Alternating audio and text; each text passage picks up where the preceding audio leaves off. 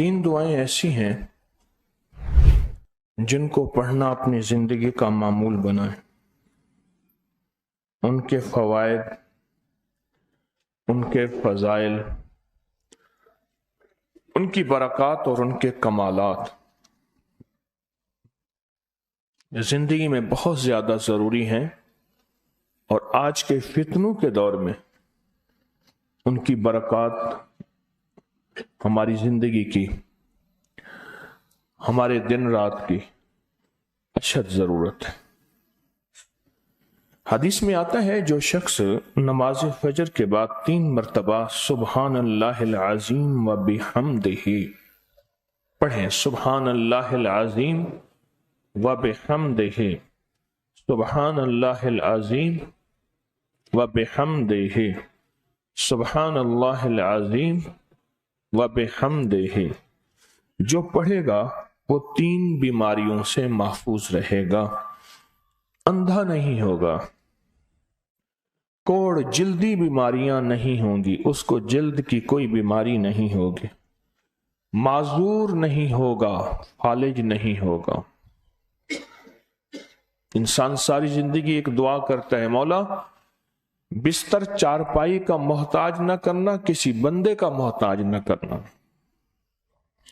منجے اور بندے کسی کا محتاج نہ کرنا. جو شخص فجر کی نماز کے بعد، جیسے کہ تسبیح خانے میں اس کا اہتمام اس لیے کرایا جاتا ہے کہ یہ ہماری طبیعتوں، مزاجوں، بولوں اور جذبوں میں آ جائے اور ہم اس کو روزانہ پڑھنے والے بن جائیں اور روزانہ پڑھنا اس کو اپنا معمول بنائیں. سبحان اللہ العظیم و بحمدہ،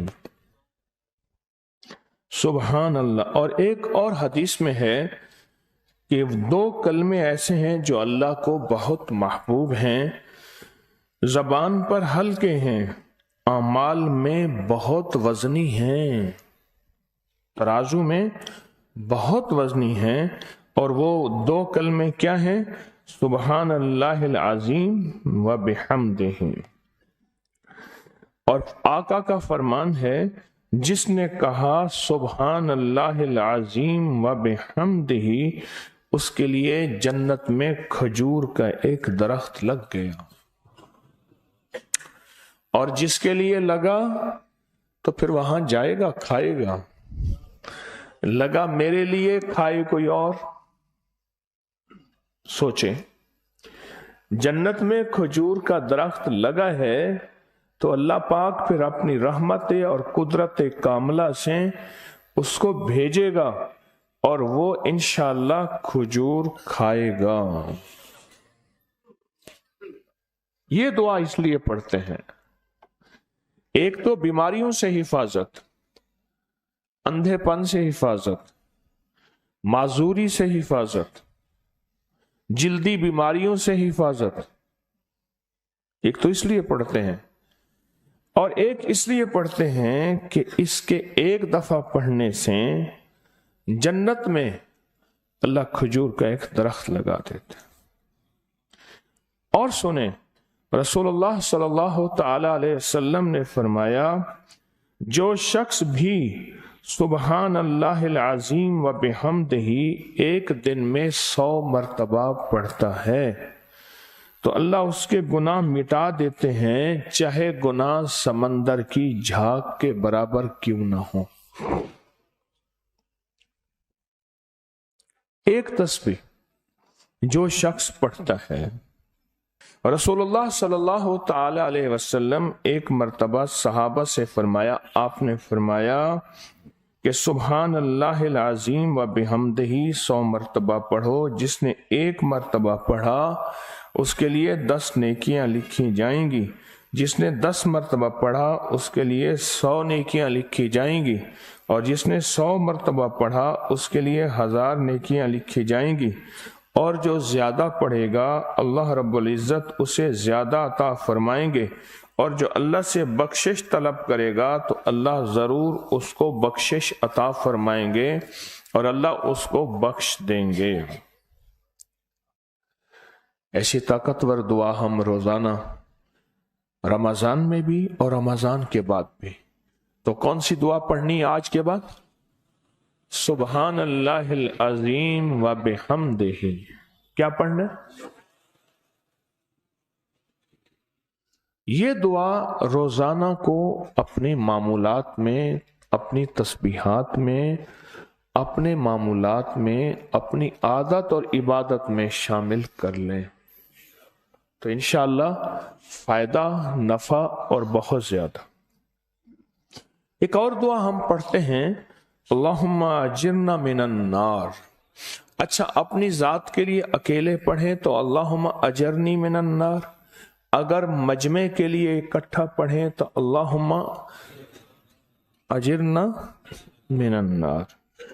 फरमाया हदीस में है कि जिस शख्स, आप एक दफा फजर की नमाज से फारिग हो तो किसी से बात करने से कबल अल्लाहुम्मा अजिरना मिनन नार, ऐ अल्लाह मुझे आग से बचा ले, पढ़ लें तो फरमाया अगर उस दिन उसको मौत आ गई तो अल्लाह उसको आग से बचाएगा। और जो मगरिब की नमाज के बाद पढ़ेगा,